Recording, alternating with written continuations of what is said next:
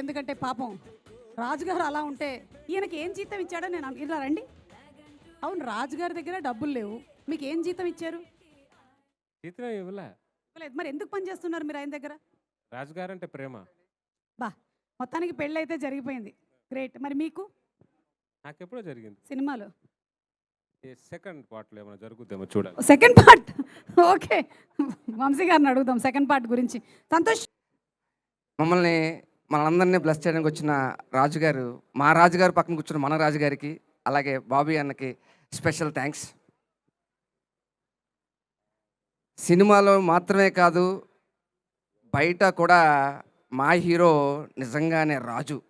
ఎందుకంటున్నానంటే, ఒక సినిమా సరిగ్గా ఆడకపోతే ప్రొడ్యూసర్లు నష్టపోతారు, ఎగ్జిబిటర్లు నష్టపోతారు, డిస్ట్రిబ్యూటర్లు నష్టపోతారు అనుకుంటారు అందరూ. కానీ ఆయన సినిమా చూడడానికి వచ్చిన సగటు ప్రేక్షకుడు పెట్టే 100 రూపాయలు 1000 రూపాయలు నష్టపోతాడని ఆలోచించే గొప్ప వ్యక్తితో ఉన్న గొప్ప వ్యక్తి ఆయన. ఎందుకంటే ఆడియన్స్ చూశాడు, ఫ్యామిలీని తీసుకొచ్చి 1000 రూపాయలు పెట్టాడు, సినిమా బాగోలేదు అంటే నష్టపోయింది ఎవరెక్కడ? ఒక ప్రేక్షకుడు నష్టపోయాడు. ఆయన ప్రతి స్పీచ్లోని నేను అబ్జర్వ్ చేస్తున్నా, ప్రతిసారి మీరు పెట్టే రూపాయికి 10 ఇంతలు ఎంటర్టైన్మెంట్ ఇవ్వాలి అనేది నా జీవన్ చెప్పారు. అన్న, so bless to have you అన్న. నిజంగా చాలా చాలా గొప్ప గుణం ఇది.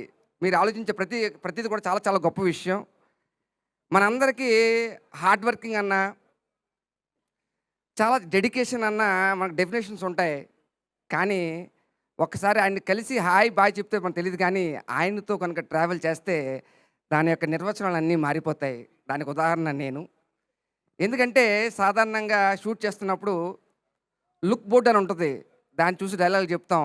కానీ మా వరకు మా సెట్లో ఎవరు కూడా హీరో అన్నప్పుడు లుక్ బోర్డ్ని చూసి ఎవరూ డైలాగ్ చెప్పలేదు. అది ఆయన గొప్ప వ్యక్తిత్వం. ఎందుకంటే మాకేం కాదు ఆర్టిస్టులు, జూనియర్ ఆర్టిస్టులు ఉన్న వాళ్ళ ఎక్స్ప్రెషన్స్ కావాలంటే ఈయన వచ్చి డైలాగులు చెప్తారు ఇక్కడ నుంచుని. ఎందుకంటే చెప్పాల్సిన అవసరం లేదు, కానీ ఈయన డైలాగులు చెప్తే వాళ్ళు రియాక్ట్ అవుతారంట. నిజంగా చూసి నిజంగా మీ దగ్గర చాలా చాలా నేర్చుకున్నాం అన్న. So bless really happy.